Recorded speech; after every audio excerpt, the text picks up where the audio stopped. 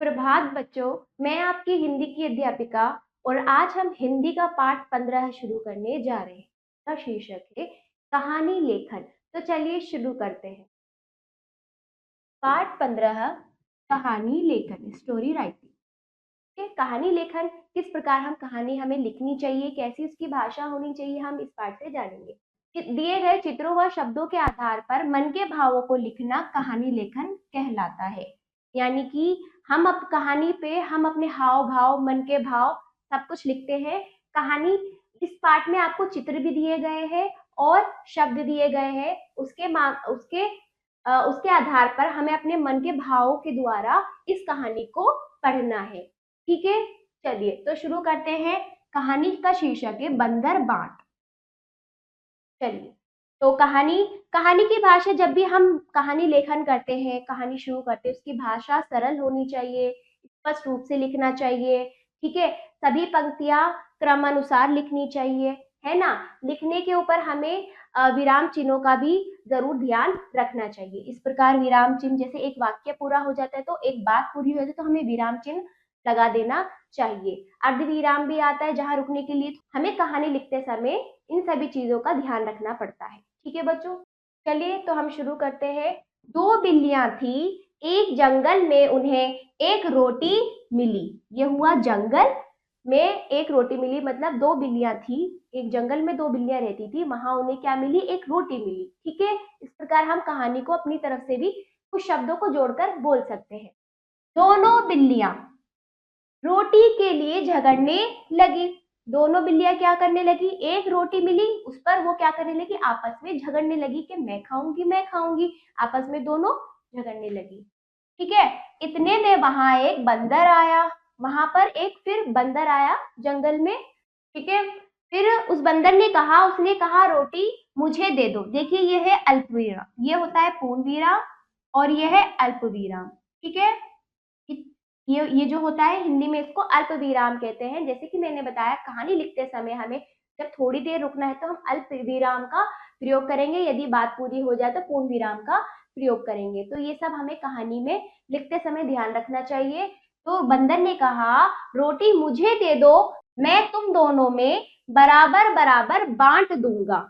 ठीक है, बंदर ने कहा तुम आपस में क्यों झगड़ रहे हो, तुम रोटी दे दो मुझे, मैं तुम दोनों में बराबर बराबर बराबर बांट दूंगा, तुम्हारा झगड़ा खत्म करूंगा। ऐसा बंदर का मतलब, ऐसा बंदर कहना चाह रहा।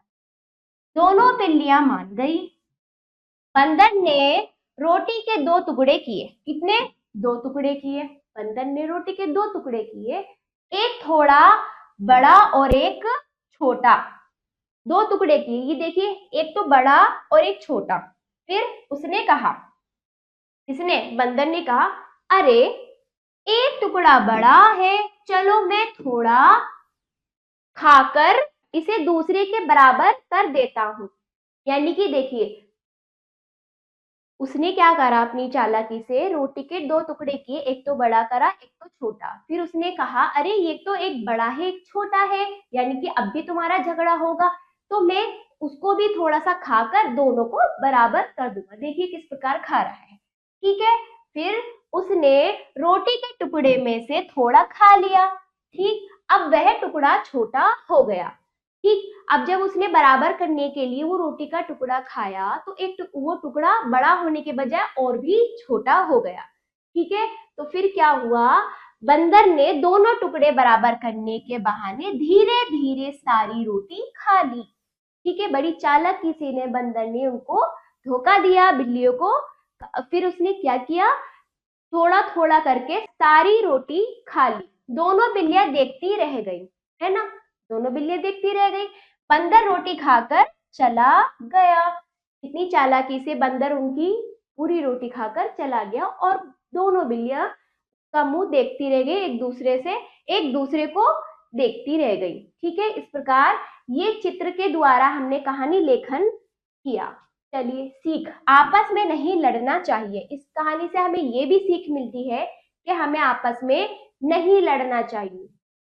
चलो, हमने कहानी लेखन पूरा किया, आओ करें अभ्यास। ठीक है, दिए गए शब्दों की सहायता से कहानी पूरी कीजिए। तो जैसे कि मैंने आपको बताया, चित्रों के माध्यम से, शब्दों के माध्यम से कहानी लिखना सिखाया, अपने हाव भाव भी दिखाए, इस प्रकार आप भी इस कहानी को इन शब्दों के माध्यम से पूरा करेंगे। ये आपका अभ्यास है, ये कार्य आप स्वयं करेंगे बच्चों। आशा करती हूँ ये पाठ आपको अच्छे से समझ आया होगा। इसका अभ्यास आप अपनी अभ्यास पुस्तिका में जरूर कीजिएगा और अब हम मिलते हैं अगले पाठ पर। धन्यवाद।